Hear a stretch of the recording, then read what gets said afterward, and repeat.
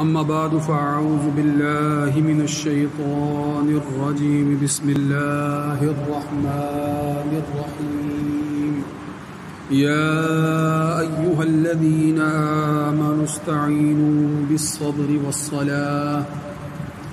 إن الله مع الصابرين ولا تقولوا لمن يقتل في سبيل الله أموات بل أحياء ولكن لا تشعرون ولنبلونكم بشيء من الخوف والجوع ونقص من الأموال والأنفس والثمرات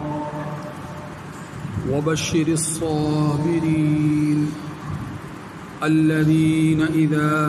أصابتهم مصيبة قالوا إنا لله وإنا إليه راجعون وقال الله تبارك وتعالى إنما يريد الله ليذهب عنكم الرجس أهل البيت ويطهركم تطهيرا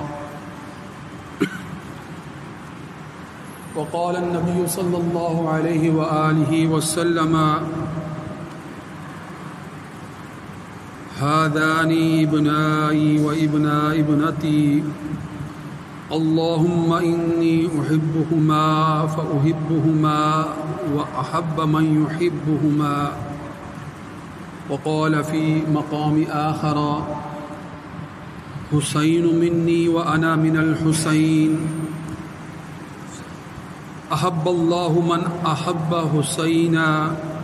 حسين السبت من الأسباط وقال النبي صلى الله عليه وآله وسلم الحسن والحسين سيدا شباب أهل الجنة وقال الله تبارك وتعالى إن الله وملائكته يصلون على النبي يا أيها الذين آمنوا صلوا عليه وسلموا تسليما اللهم صل على سيدنا ومولانا محمد وعلى آل وأصحاب سيدنا ومولانا محمد وبارك وسلم عليه.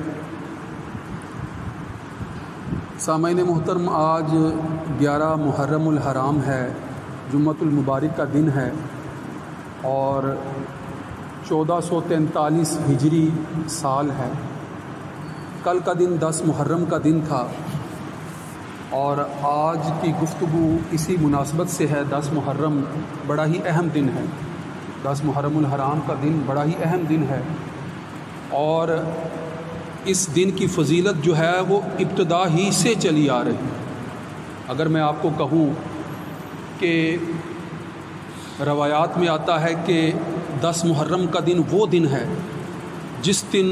حضرت آدم علیہ السلام کے جسد خاکی میں روح پھونکی گئی تھی. وہ دن 10 محرم کا دن تھا. حضرت آدم علیہ السلام کے جسد خاکی میں روح جس دن داخل کی گئی تھی وہ 10 محرم الحرام کا دن تھا، روایات میں آتا ہے. اسی طرح پھر جب حضرت آدم علیہ السلام کو جنت سے نکالا گیا تھا اور اس دنیا میں بھیجا گیا تھا تاکہ نسل انسانی جو ہے وہ پروان چڑھ سکے، اس کی نشو و نما ہو سکے، تو جس دن جنت سے جو ہے وہ آپ کو اس زمین پر بھیجا گیا تھا وہ بھی روایات میں آتا ہے کہ 10 محرم کا دن تھا. اس لیے دن بڑا اہم دن ہے. اسی طرح روایات میں آتا ہے کہ جس دن حضرت نوح علیہ السلام کی کشتی طوفان نوح جو ہے وہ چشمے جو ہے وہ ابلنا شروع کر دیے تھے اور آسمان سے پانی جو ہے وہ لگاتار جو ہے وہ برسنا شروع ہو گیا تھا. پہاڑوں کے پہاڑ جو ہے وہ اس سیلاب کے اندر جو ہے وہ ڈوب گئے تھے. اس سیل رواں کے اندر جو ہے وہ کوئی حیات جو ہے وہ بچ نہ پائی تھی. تو ایسے میں حضرت نوح علیہ السلام اللہ کے حکم سے جس کشتی کو انہوں نے تیار کیا تھا وہ اس پانی پر تیرتی رہی اور پھر وہ سیلاب جب تھما تو جس کوہ جودی پر وہ کشتی رکی تو جس دن وہ کشتی رکی تھی وہ بھی 10 محرم کا دن تھا، روایات میں یہ ذکر ہے کہ وہ بھی دن جو ہے وہ 10 محرم کا تھا۔ پھر اسی طرح بات جب آگے بڑھتی ہے ہم دیکھتے ہیں کہ حضرت موسیٰ علیہ السلام جب اپنی قوم کو لے کر بحیرہ قلزم پر پہنچے تھے اور اب تقسیم ہو گیا تھا، اس نے رستہ دے دیا تھا، پیچھے جو ہے وہ فرعون کا لشکر تھا، آپ نے فرعون کے عذاب سے اپنی قوم کو نجات دلا کر جس دن اس دریا کو پار کیا تھا، روایات میں آتا ہے کہ وہ دن بھی 10 محرم کا دن تھا۔ دن تو بڑا اہم ہے، وہ دن بھی 10 محرم کا دن تھا، محرم الحرام۔ تو زمانے کا پھیر دیکھیے، زمانے کا الٹ پھیر، زمانہ گھوم پھر کر جو ہے، اور یہ یاد رکھیے گا کہ جو بنی اسرائیل یہودی جو ہیں وہ اس دن کو اپنی آزادی کا دن شمار کرتے ہیں، فرعون کے ظلم سے آزادی کا دن شمار کرتے ہیں، اس لیے وہ اس دن روزہ رکھا کرتے تھے۔ تو آپ صلی اللہ علیہ وآلہ وسلم نے جو ہے وہ فرمایا کہ ہم اس کے زیادہ جو ہیں وہ حقدار ہیں کہ اس دن کی عظمت کے مطابق جو ہے وہ اس دن کا روزہ رکھے، لہٰذا آپ صلی اللہ علیہ وآلہ وسلم خود اس دن کا روزہ رکھا کرتے تھے، اور پھر جو ہے وہ اس کے ساتھ روزہ ملانے کا حکم بھی جو ہے وہ اپنی جگہ پر موجود ہے۔ پہلے یہ روزہ جو ہے وہ لازم کر دیا گیا تھا، پھر بعد میں جو ہے وہ اس کو نفلی عبادت کے طور پر جو ہے وہ اختیار کیا گیا کہ جو چاہے جو ہے وہ اس دن کی برکت سے اس دن روزہ رکھے، مناسبت سے حصول برکت کے لیے نفلی طور پر روزہ رکھے، لازم نہ رہا۔ جب رمضان کے روزے فرض ہوئے تو یہ دن جو ہے وہ الگ سے تفصیلات، مگر جہاں یہ اس قدر فضیلت والا دن جو ہے وہ ابتدا ہی سے چلا آ رہا ہے، وہاں آج ہم جو 1443 ہجری کے اندر اس دن کو جو ہے وہ گزار رہے ہیں، تو ہمیں جس نسبت سے یہ دن ہمیشہ یاد رہتا ہے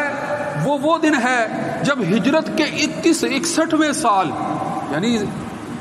جب ہجرت مدینہ کو 61 سال گزرے ہیں اور میدان کربلا کے اندر حضرت امام حسین اپنی قربانی دے کر جب اس دن کو جو ہے وہ زندہ و جاوید بنا رہے ہیں، تو ہم آج اس دن کی مناسبت سے بھی اس دن کو یاد رکھ رہے ہیں، شہادت امام حسین، لہٰذا ہمیشہ کے لیے جو ہے وہ یہ دن جو ہے وہ جاویداں ہو گیا، ہر ایک کے قلب و ذہن میں جو ہے اس نے جگہ بنا لی۔ انعامات اور اس عظیم قربانی کو یاد کرتے ہوئے جو ہے وہ اپنی عقیدت کا اظہار کر رہا ہوتا ہے، تو وجہ کیا ہے؟ حضرت امام حسین علیہ السلام، حضرت امام حسین، غور کرنا چاہیے نا۔ اور حضرت امام حسین کی قربانی کو قرآن نے ذبح عظیم سے تعبیر کیا ہے۔ ابتدا میں تو یہ اس قربانی کی طرف اشارہ تھا کہ جس قربانی کو حضرت اسماعیل علیہ السلام نے پیش کیا تھا، حضرت اسماعیل علیہ السلام۔ اور میں یہ شعر جو ہے وہ آپ کے سامنے اکثر پڑھتا رہتا ہوں کہ غریب و سادہ و رنگی ہے داستان حرم، غریب و سادہ و رنگی ہے داستان حرم، نہایت اس کی حسین ابتدا ہے اسماعیل۔ وہ قربانی جس کو پیش کرنے کا حکم اللہ نے حضرت ہے، جس قربانی کو پیش کرنے کا حکم خلیل اللہ حضرت ابراہیم علیہ السلام کو اللہ نے جو ہے وہ دیا تھا، خواب میں اپنی سب سے محبوب چیز کو قربان کر رہے تھے، اور جب عملی طور پر جو ہے وہ اس کو قربان کرنے کے لیے جو ہے وہ سارے اقدامات کر لیے، تو اللہ نے جنت سے جو ہے وہ ایک دمبا جو ہے وہ بھیج دیا۔ آپ جب چھری چلاتے ہیں تو اسماعیل علیہ السلام جو ہے وہ قریب کھڑے مسکرا رہے ہیں، اور چھری جو ہے وہ دمبے کی گردن پر چل رہی ہے، اور اللہ رب العزت نے جو ہے وہ خوشخبری سنا دی کہ تمہاری قربانی کو جو ہے وہ قبول کر لیا گیا ہے، اور اس کو وَفَدَيْنَاهُ بِذِبْحٍ عَظِيمٍ،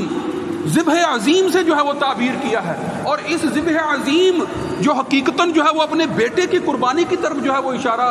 تھا، اور حقیقتاً جو ہے وہ دمبے کی قربانی سے جو ہے وہ اس کو عملاً جو ہے وہ شکل عطا ہوئی۔ اب اس کا فکر و دانش نے یہ لیا ہے کہ وہ قربانی اس وقت جو ہے وہ دمبے کو قربان کر کے قبول کر لی گئی تھی، مگر حقیقتاً اس کا وقوع پذیر ہونا بھی باقی تھا، حقیقتاً اس کا وقوع پذیر ہونا بھی باقی تھا۔ اور میں جو ہے وہ حضرت عبداللہ ابن عبد المطلب کے حوالے سے بھی یہ واقعہ آپ کے سامنے رکھ چکا ہوں کہ آپ کو بھی جو ہے وہ ذبیح کا لقب دیا گیا، اور وہ واقعہ بھی جو ہے پچھلی گفتگو میں ذکر کر چکا ہوں۔ آج آپ سمجھ رہے ہیں کہ جو گفتگو آج ہو رہی ہے، جس ذبح عظیم کا تذکرہ آج ہو رہا ہے، جس جو ہے وہ عظیم الشان قربانی کا ذکر آج ہو رہا ہے، جس حق و باطل کے درمیان جو فیصلہ کن حیثیت میں دی جانے والی قربانی کا جو ذکر آج ہو رہا ہے، جس کو فلسفہ شہادت سے جو ہے وہ تعبیر کیا جا رہا ہوتا ہے، اس حوالے سے جو ہے وہ تفصیل سے گفتگو کی جا رہی ہوتی ہے، جس کا آغاز جو ہے وہ حضرت آدم علیہ السلام سے ہوتا ہے، جس کا آغاز یعنی حق و باطل کی کشمکش کا آغاز، غور تو کریں نا، حق و باطل کی کشمکش کا آغاز جو ہے وہ حضرت آدم علیہ السلام کی اولاد حابیل اور قابیل جب آپس میں جو ہے ان کے درمیان اختلاف پیدا ہوتا ہے اور حابیل قابیل کو قتل کرتے ہیں، اس وقت جو ہے جس محاذرائی کا آغاز ہوا تھا، حق اور باطل کی کشمکش کا جو آغاز اس وقت ہوا تھا، اور جو قیامت تک جو ہے وہ باقی رہنے والی کشمکش ہے، اس میں حق پر ڈٹ جانے والے، حق پر قائم رہنے والے کس طرح جو ہے زندہ و جاوید رہتے ہیں، کس طرح سے سرخرو رہتے ہیں، کس طرح سے ہمیشہ یاد کیے جاتے ہیں، اور باطل پر اڑ جانے والا، باطل پر جو ہے وہ اپنے آپ کو جو ہے وہ قائم کر لینے لیے جو ہے وہ راہ ہموار کر دینے والا ہمیشہ کے لیے کس طرح سے تباہ و برباد ہو جاتے ہیں۔ حضرت آدم و ابلیس کے واقعے کو دیکھ لیں، حابیل اور قابیل کے واقعے کو دیکھ لیں، فرعون و موسیٰ کو جو ہے وہ دیکھ لیں، یا اسی طرح آپ صلی اللہ علیہ وآلہ وسلم کے نواسہ رسول حضرت امام حسین علیہ السلام کی قربانی کے واقعے کو دیکھ لیں، ذرا غور تو کریں کتنی مشابہتیں پائی جاتی ہیں کہ جس طرح جو ہے وہ حق پر قائم رہنے والے ہمیشہ سرخرو رہے ہیں، اسی طرح جو ہے ہمیشہ کے لیے سرخرو رہیں گے۔ یہ قربانی جو ہے وہ اس عظیم پیغام کو ہم تک پہنچا کر جا رہی ہے۔ غور کریں کہ قرآن مجید نے جس کو ذبح عظیم کہا تھا، حضرت اقبال نے اسی طرف اشارہ کرتے ہوئے یہی کہا ہے نا کہ تا قیامت قطع استبداد کرد، موج خون او چمن ایجاد کرد، کہ قیامت تک کے لیے ہے جو استبداد ہے، تا قیامت قطع استبداد کرد، اس کا قلع کما کر دیا ہے، اس کا خاتمہ کر دیا ہے کہ جب بھی ظلم کا ذکر کیا جائے گا، جب بھی جو ہے وہ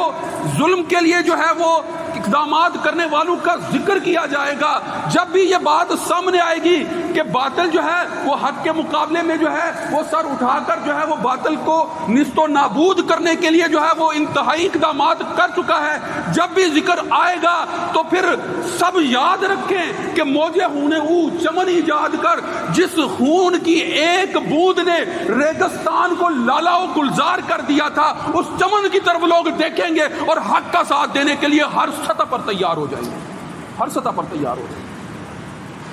موج خون او چمن ایجاد کر، اور یہ چمن، یہ گلستان، یہ باغ جو آپ صلی اللہ علیہ وآلہ وسلم کے نواسے کے خون سے ہرا بھرا ہے، یہ چمن، یہ باغ جو حضرت اجمیر چشتی، معین الدین، یہ ان کے القابات ہیں نا، حضرت معین الدین اجمیری چشتی، وہ کیا کہہ کر جا رہے ہیں؟ وہ یہ کہہ کر جا رہے ہیں کہ شاہ است حسین پادشاہ است حسین، دین است حسین دین پناہ است حسین، سردار ندا دست در دست یزید حقہ کے بنائے لا الہ است حسین۔ میں جس گلستان کی بات کر رہا ہوں، جس باغ کی بات کر رہا ہوں، اس باغ کے جس کے سرو جو ہے وہ حضرت حسین ہیں۔ ذرا غور تو کرو نا، اقبال کیا رہے ہیں، غور تو کرو۔ امام عاشقاں پورے بطول، امام عاشقاں کتنا زبردست جو ہے وہ استعارہ ہے۔ غور کرے کن کو کہا جا رہا ہے امام عاشقاں؟ بھائی عشق کی وہ داستان جس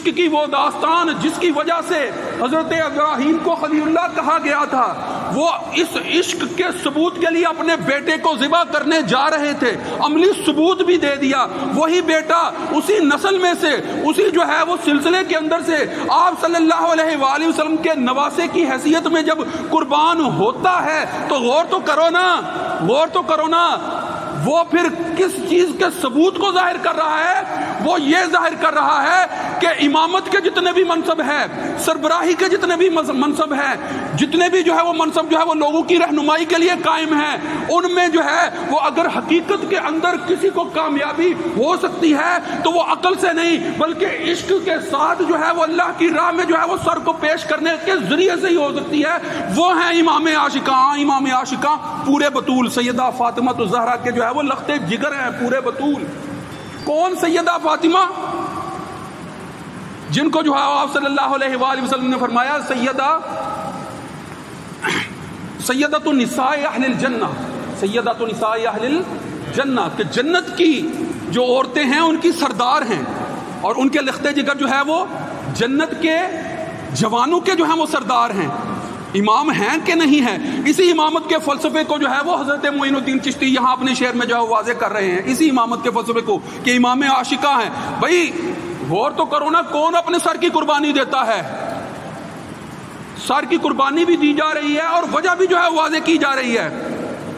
کہ سردار نہ داد دست در دست یزید۔ بھائی یزید کے آگے وہ سر نہیں جھکے گا جو دین محمد صلی اللہ علیہ وآلہ وسلم کے پاسبان اور اس کے باغ کا پاسبان ہے، اس کا محافظ ہے، وہ سر پھر جو ہے وہ کسی یزید کی بیعت کے لیے جھکنے والا نہیں۔ سردار نہ داد دست در دست یزید، حقا کے بنا لا الہ است حسین، لا الہ جس کے اوپر جو ہے وہ، جس کلمے کے اوپر جو ہے وہ دین رسول مبین خاتم المرسلین صلی اللہ علیہ وآلہ وسلم جس پر قائم ہے، جس توحید پر قائم ہے، اس توحید کے نظام کو قائم کرنے کے لیے اگر کوئی بھی جو ہے وہ طریقہ اختیار کیا جائے گا تو وہ شریعت کے عین مطابق طریقہ ہوگا۔ بھائی یہ ضروری نہیں ہوگا کہ باپ ہے تو بیٹا ہی خلیفہ بنے گا، یہ ضروری نہیں ہے کہ اہلیت نہ رکھنے والے جو ہے وہ ظلم کے ساتھ جو ہے وہ امامت کے مناصب پر جو ہے وہ براجمان ہوں گے، ایسا نہیں ہوگا۔ بھائی حسین رسول کا نواسا ہے، اگر نواسے کی موجودگی میں اگر جو ہے وہ حکومت، امامت، انتظام و انصرام کسی غیر اہل کے سپرد کیے جائیں گے تو امام جو ہیں، امام عاشقاں جو ہے وہ اس کے سامنے جو ہے وہ سر تسلیم خم نہیں کریں گے۔ امام عاشقاں پورے بطول، سرو آزاد زبستان رسول، وہ رسول اللہ صلی اللہ علیہ وآلہ وسلم کے باغ کے سرو آزاد ہیں۔ سرو اس پودے کو، یہ سرو کا پودا جسے آپ کہتے ہیں سرو وہ پودا ہے جو بلندی کی طرف بڑھتا چلا جا رہا ہوتا ہے اور اس کے حسن کی مثال باغ کے اندر جو ہے عمومی دی جاتی ہے۔ وہ اس باغ کے سرو آزاد ہیں، حریت ان کی ذات کے اندر جو ہے وہ عیاں ہے۔ آزادی ہوتی کیا ہے، فلسفہ آزادی کیا ہے، سمجھنا ہے تو حسین کی ذات سے سمجھنا ہوگا۔ اگر جو ہے وہ اس آزادی سے فیصلے کرنے کے اختیار کو سمجھنا ہوگا تو آپ حضرت امام حسین کی ذات سے جو ہے وہ سمجھنا ہوگا، اور پھر جو ہے پھر یہ بات سامنے آئے گی کہ تا قیامت قطع استبداد کرد، موج خون او چمن ایجاد کرد۔ جو چمن پھر ان کے خون سے ایجاد ہوا ہے، جو ان کے خون بہانے کے بعد جس چمن کی جو ہے وہ آبیاری ہوئی ہے، اس چمن کے محافظ اور پاسبان صرف وہی ہو سکتے ہیں جو آپ صلی اللہ علیہ وآلہ وسلم کی شریعت کو اور آپ کی شریعت کے نفاذ کے اقدامات کرنے کے لیے ہر سطح پر جو ہے وہ جان قربان کرنے کے لیے جو ہے وہ تیار رہنے والے ہوں۔ پھر ایسے لوگ جب شہید ہوتے ہیں تو قرآن نے فیصلہ کر دیا کہ وَلَا تَقُولُوا لِمَن يُقْتَلُ فِي سَبِيلِ اللَّهِ أَمْوَاتٌ بل احیاء ولکن لا تشعرون، کہ جو لوگ اللہ کی راہ میں جو ہے وہ قتل کر دیے جائیں، یقتل کا لفظ ہے، شہادت تو یہ منصب ہے نا، یہاں قتل کا لفظ استعمال ہوا ہے کہ جو قتل کر دیے جاتے ہیں اللہ کی راہ میں۔ اللہ کی راہ میں قتل کر دینے کا مطلب کیا ہے؟ رسول اللہ صلی اللہ علیہ وسلم نے خود فرمایا ہے کہ اللہ کی راہ میں دین اسلام کی سربلندی کی خاطر کوشش کرنے والے جب اپنی جان دیتے ہیں وہ ہیں جو ہے وہ اللہ کی راہ میں قتل کیے جانے والے۔ وَمَن يُقْتَلُ فِي سَبِيلِ اللَّهِ أَمْوَاتٌ بَلْ أَحْيَاءٌ، بلکہ وہ زندہ ہے اور تم اس کا شعور نہیں رکھتے کہ وہ کیسی زندگی گزار رہے ہیں۔ یرزقون، ان کو اللہ کے ہاں جو ہے وہ رزق دیا جاتا ہے، وہ ایسی زندگی گزار رہے ہوتے ہیں، اس کا شعور جو ہے وہ ہم اس اور یہ پیغام میں آخری بات جو یہ پیغام جو آپ کی شہادت سے ہمیں اور جو ہے وہ شہادت کے فلسفے سے حاصل ہوتا ہے، یہ پیغام بھی ذرا ذہن میں رکھ لیں کہ جو زندگی اور موت جو ظاہری طور پر ہم سمجھتے ہیں، شاید ہمیں مزید غور کرنا ہوگا کہ حقیقت میں زندگی کیسی ہے، حقیقت میں زندگی کیسی ہے، زندگی ہوتی کیا ہے۔ بھائی اگر ایمان قلب کے اندر موجود نہیں ہے تو پھر زمین پر چلتے چلتے بھی جو ہے وہ افراد جو ہے وہ کفر کے ساتھ جو ہے وہ مردہ کہلائیں گے، اور اگر جو ہے وہ ظاہری حیات چلنے پھرنے والی نظر نہیں آ رہی پھر بھی وہ افراد زندہ کہلائیں گے اور اللہ کے ہاں رزق دیے جائیں گے۔ فہم یرزقون۔ وآخر دعوانا الحمد للہ رب العالمین۔ سنتیں ادا فرمائیں۔